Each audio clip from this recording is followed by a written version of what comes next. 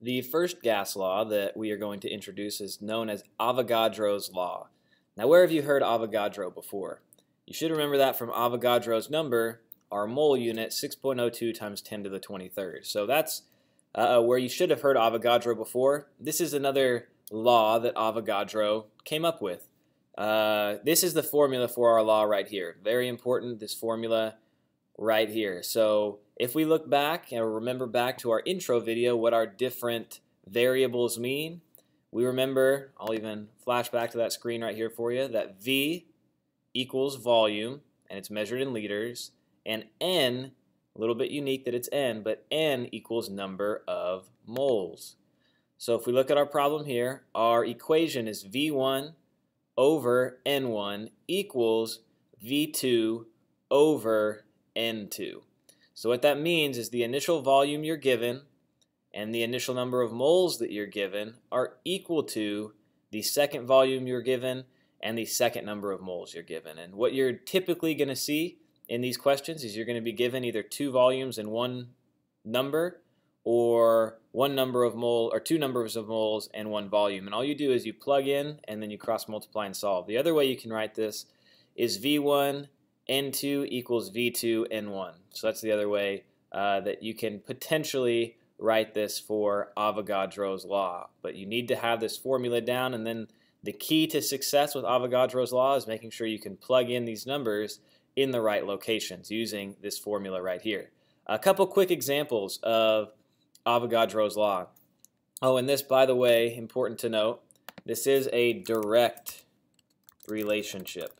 So this law represents a direct relationship, and that is an important note. What that means is as volume increases, so do the number of moles. Or as the number of moles increase, so too does the volume. And we'll see an example of that right here. So one example of Avogadro's law would be breathing.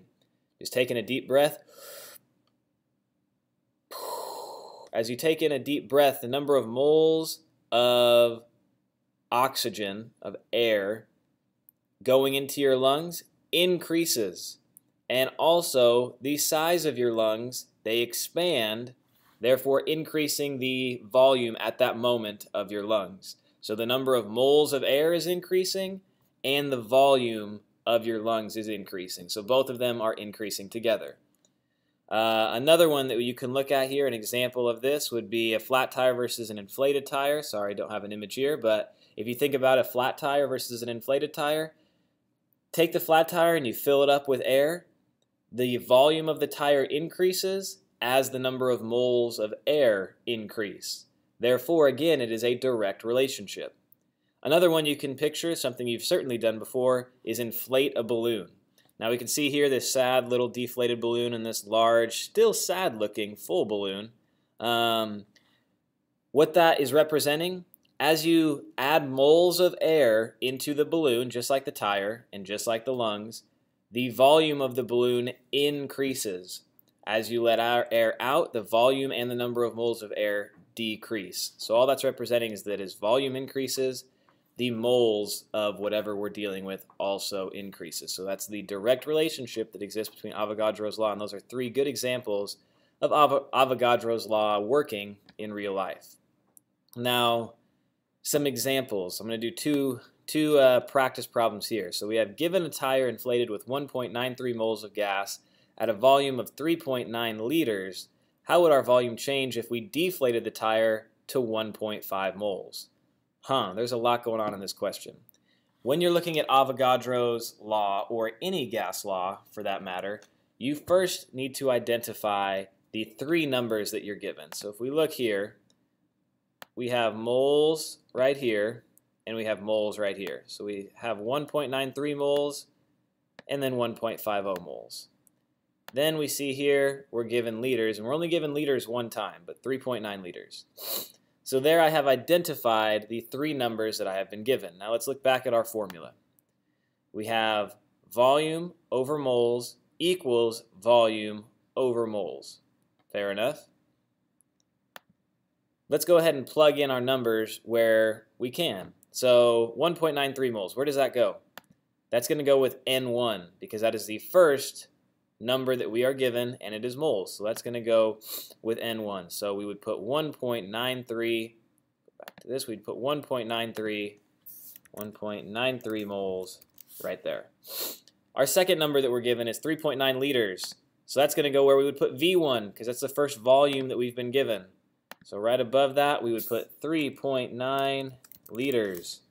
And just make sure I draw this line in here so you can clearly see that that is liters over moles, and that's going to be set equal.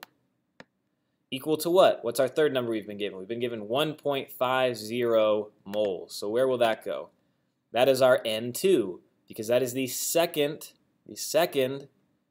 moles we've been given in the problem. So it is 1.50, and that is going to go 1.50 moles right there.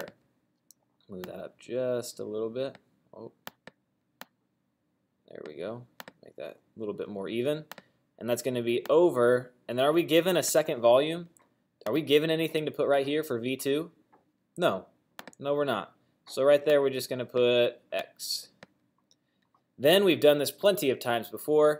All you're going to do is cross multiply and solve. Now, when you cross multiply and solve, you have to remember you are solving for volume. So your end result is going to be measured in liters. So we'll cross multiply here, and we'll cross multiply here. Now, when you cross multiply, you have to make sure you remember what your end result is going to be measured in.